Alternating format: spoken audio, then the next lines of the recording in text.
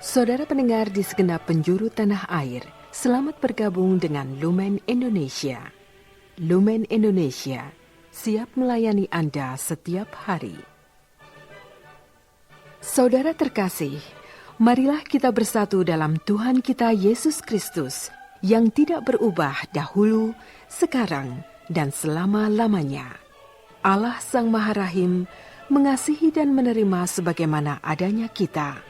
Allah Bapa kita di surga senantiasa bersedia menolong, menghibur, dan meneguhkan kita dalam menghadapi segala permasalahan hidup sehari-hari. Saudara-saudari, marilah kita mendengarkan renungan dengan judul Kumpulkanlah Harta di Surga.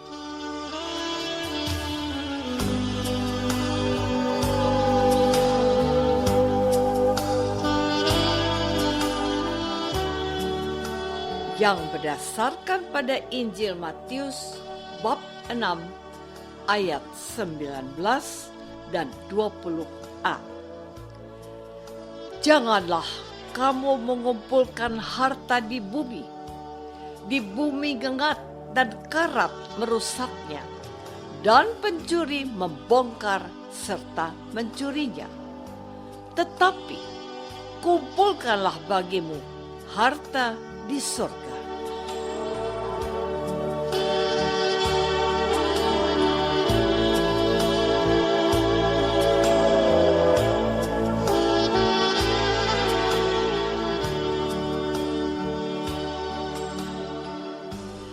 Dalam nama Bapa dan Putra dan Roh Kudus. Amin.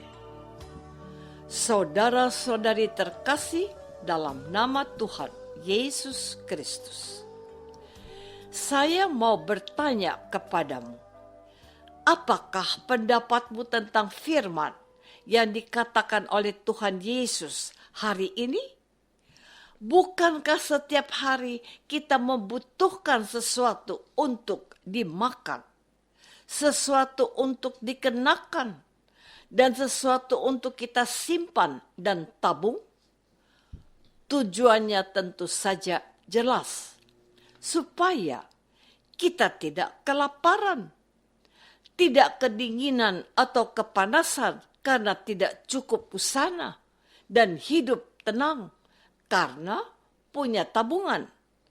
Sampai di sini semuanya clear dan jelas.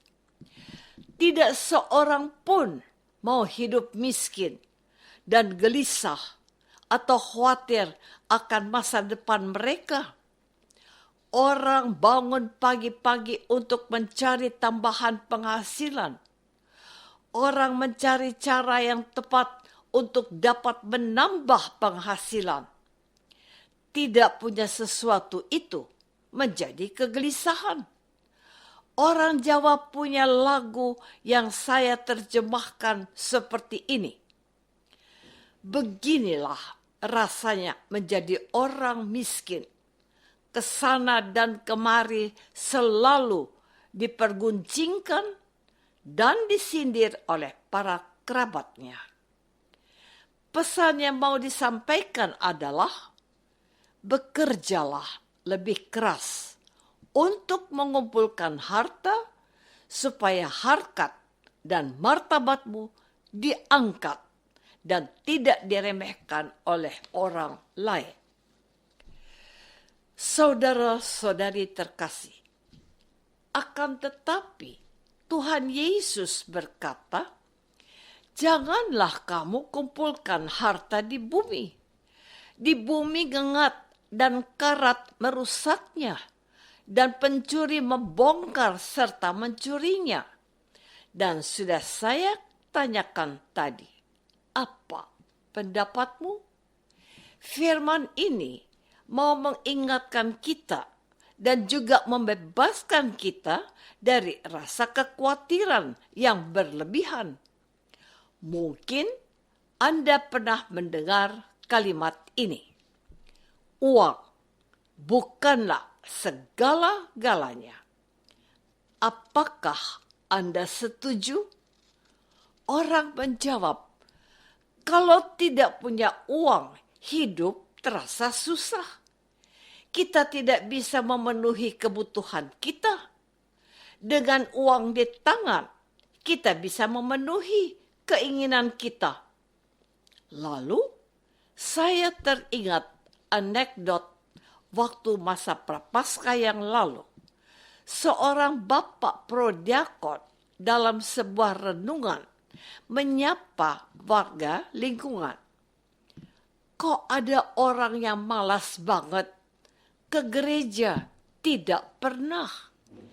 Ikut kegiatan di lingkungan malas. Puasa dan pantang cuek. Disuruh berdoa, omongnya capek bekerja. Memangnya gajimu berapa? Apakah gajimu cukup untuk membeli surga? Waduh, ini betul-betul skakmat, bro. Saudara-saudari terkasih, saya ingin kita mendengarkan firman Yesus yang lain. Begini, berbahagialah orang yang miskin di hadapan Allah, karena merekalah yang mempunyai kerajaan surga. Matius bab 5 ayat 3. Miskin di hadapan Allah artinya tidak mengandalkan apapun di dunia ini selain keputusan dan ketetapan Allah. Hidup dan mati seseorang tidak ditentukan oleh seberapa banyak harta atau uang yang dimilikinya. Coba perhatikan perumpamaan Yesus tentang hal ini, yaitu tentang orang kaya yang bodoh. Lucu memang, kok ya ada orang kaya yang bodoh. Kebodohannya itu justru karena dia terlalu mengandalkan hartanya sebagai jaminan untuk kesejahteraan dan kebahagiaan hidup serta umur panjang yang menjanjikan. Kata orang kaya itu kepada dirinya, begini, jiwaku, ada padamu banyak barang, tertimbun untuk bertahun-tahun lamanya. Beristirahatlah, makanlah, minumlah, dan bersenang-senanglah. Tetapi firman Allah kepadanya, hai engkau orang bodoh, pada malam ini juga jiwamu akan diambil daripadamu, dan apa yang telah kau sediakan, untuk siapakah itu nanti? Demikianlah jadinya dengan orang yang mengumpulkan harta bagi dirinya sendiri, jikalau ia tidak kaya di hadapan Allah. Lukas bab 12 ayat 19b dan 20. Inilah dua sisi atau sudut pandang dari kacamata manusia yang tidak merasa cukup dengan hartanya dan kehendak Allah supaya orang bersandar dan mengandalkan Allah. Saudara-saudari terkasih, ada sebuah cerita menarik di antara saudara-saudara Katolik yang terjadi beberapa waktu yang lalu.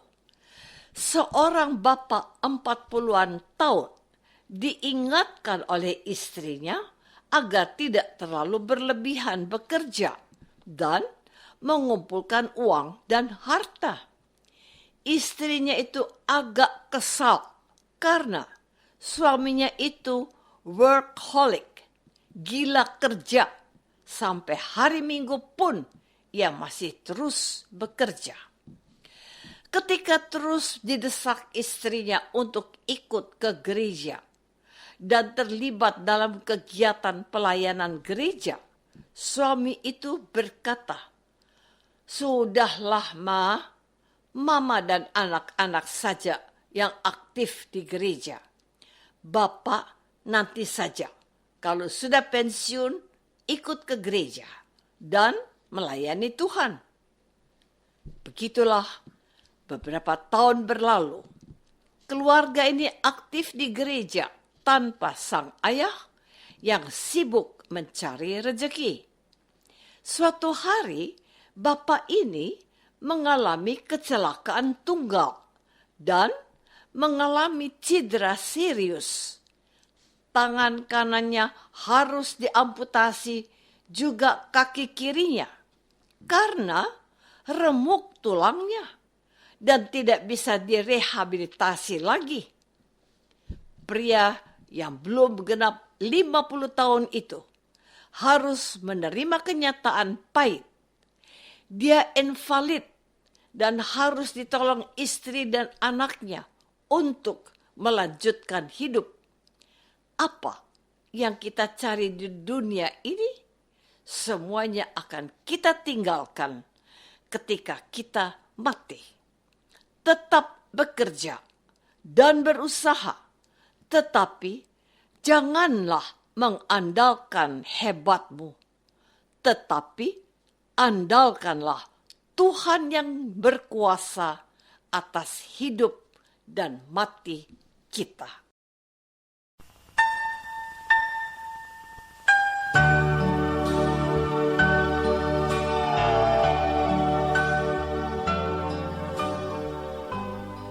Saudara terkasih, marilah kita masuk dalam saat hening sejenak untuk meresapkan renungan yang baru saja kita dengar bersama dalam kehidupan iman kita masing-masing.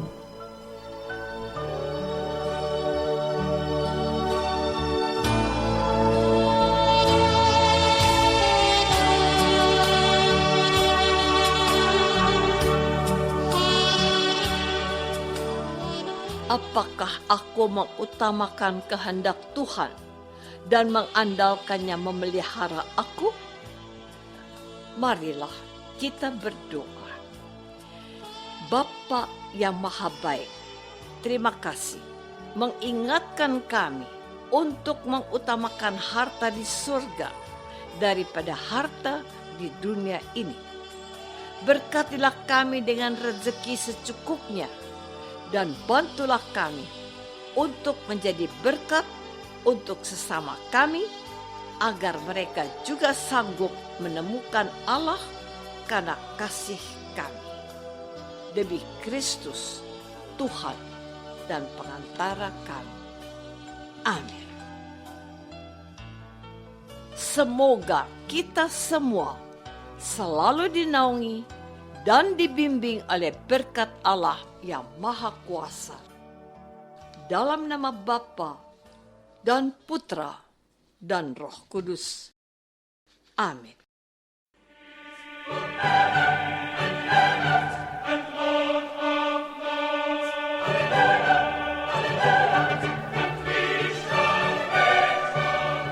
Dengan penuh kasih dan sukacita, Lumen Indonesia mengundang saudara-saudara seiman di segenap penjuru tanah air. Sekiranya ada tanggapan ataupun saran, kirimkan surat Anda ke Lumen Indonesia. Terima kasih atas perhatian Anda. Sampai berjumpa lagi dengan Lumen Indonesia pada waktu dan gelombang yang sama esok hari.